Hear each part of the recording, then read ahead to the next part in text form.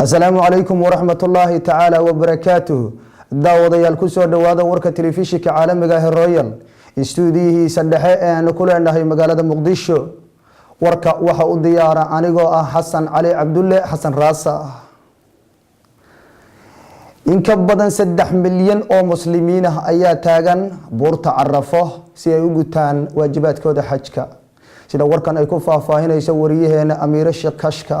لبيك اللهم لبيك لبيك لا شريك لك لبيك إن الحمد والنعمة لك والملك لا شريك لك. in ka badan 3 milyan oo ruux ayaa maanta waxay taagan yihiin buurta Carafo waxa ayna gudanayaan waajibaadkooda xajka waxayna taagnaan doonaan ilaa caawa ay qoraxda ka dhacdo. dadka ku sugan buurta Carafo ayaa ka kala yimid qaaradaha adduunka. xujayda ayaa hadeertan taagan buurta Carafo. hadaba muhiimad intee la eg ay leedahay maalinta Carafo waa kan mid kamid ah culimada diinka Soomaaliyeed oo ka hadlaya. Allah subhanahu wa ta'ala maalmaha wuu kala fadilay. meelahana iyo boosaskana waa la kala fadilay. ashkhaasta iyo dadkana waa la kala fadilay. maalmaha Ilaahay fadilay waxa ku jira bishan Carafo maalinkeeda ayaa ka mid ah. maalinkaas yawm Carafa waa maalmaha ashhurul hurumka ayo 4 bilood ee fadliga badan bay ku jirtaa. in ciddata shuhuri inda Allah 12 shahran fi kitabillah yawma khalaqa as-samawati wal arda minha 4 hurum. 4 bilood oo xurmo badan baa ku jira.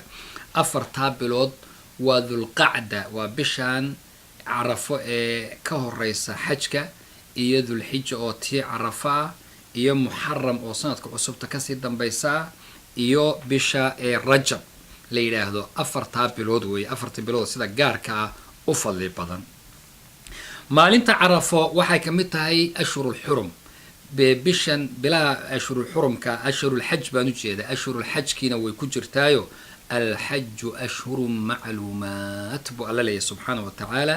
بلاها حج كنا وصدح بلود وشوال وبش الصوم كصوم فرع نقانا ذو القعدة وصدتال أو نقانو ذو الحجة ونعرفه نقانو صدح ذا بلود وي.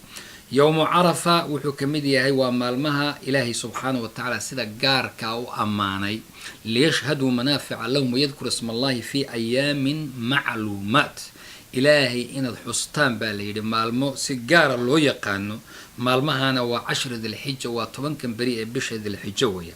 يوم عرفة ومالنت إلهي كرارتي سبحانه وتعالى والفجر وليال 10 طبعا كان بريء كرارتي أي كجرتا هذانا. يوم عرفة ومالمها فضل قبضان والرسول كوشيغي حديث شيخ الألباني حسن كدغي ما من عمل يعني مجرى عمل كطهيرا أو كفي عن إلهي أكتيس أو كوين حق أجرك عمل كلا سمينيو طبعا كان بريء 10 ذي الحجة وجوه الرأي.